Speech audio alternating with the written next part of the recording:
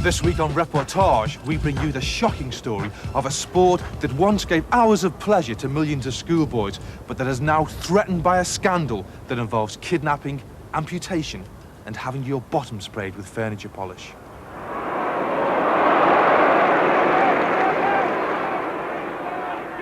It's a sport that can be played on tabletops across the country, and it can make a humble finger like this worth up to £50,000. It's Subbuteo table soccer. But our investigations have shown that Subbuteo, with 5 million players in more than 50 countries, is often not the innocent pastime it claims to be. At this year's English Junior Championships at White Hart Lane in London, we witnessed the abuse of several cans of furniture polish and amputation.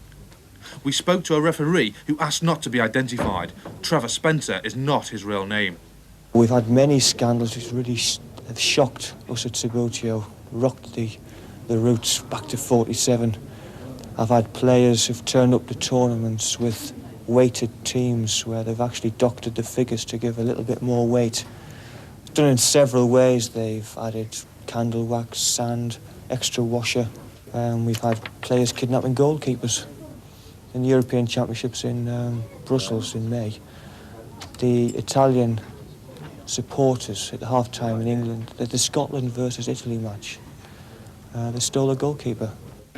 Amazingly, one of the most recent scandals to blight the game has been officially sanctioned by Subbuteo's world governing body, FIFA, and is now an accepted practice at most major tournaments. It involves spraying players' bottoms with furniture polish, but many consider it to be nothing more than blatant solvent abuse. The Italians in 1980 turned up with tins of furniture polish. They'd all gone up the mum's underneath the kitchen sink and came out with Mr. Sheen. And the officials at the time didn't know what was going on. They were polishing the base of the figure to give it an extra bit of glide and control. Even top players are not immune to the corruption that riddles the game. Last year's junior English champion, Jason Cook, learned the hard way that cheating doesn't always pay. I turned up at a tournament which was run by Waddington's with a full snail, and I was not allowed to take part in it. They gave me advice to go to a manicurist and actually see how long it takes to grow a nail, and I've done that. As you see, I've got one now. Jason is now committed to restoring the good name of the sport.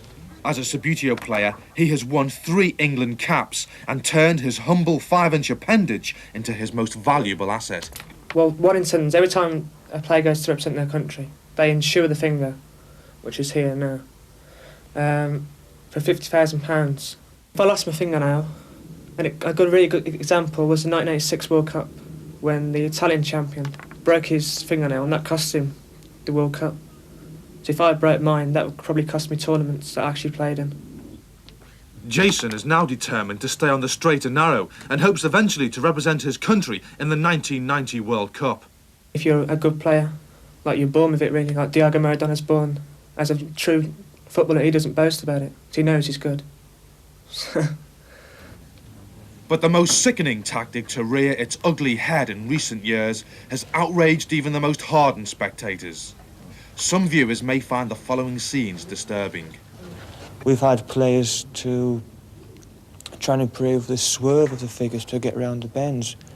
They believe that you chop the arm off, or the arms, it will shift the weight down to the centre of gravity will move down towards the base, and try and swerve it round. Well, that's illegal because you don't have Brian Robson turn up with one arm, although he did in the World Cup in '86, of course. We investigated Trevor's claims by taking a hidden camera to this year's English Championships. We were shocked to discover that at least one player had resorted to amputation. But what are the pressures that drive these young sportsmen to such extreme tactics? David Matthews was runner-up in last season's National Subbuteo League.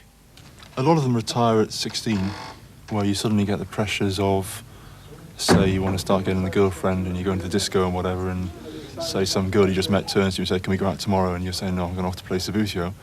Because it's got that toy image, which is unfortunate, but the toy company owns the marketing and manufacturing rights of the product.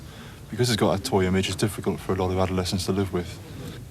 These pressures are likely to get even worse as players push for greater recognition.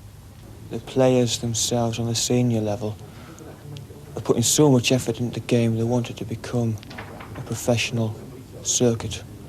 They want to have tournaments like the golf players, the squash players around the world. They want to see it on television.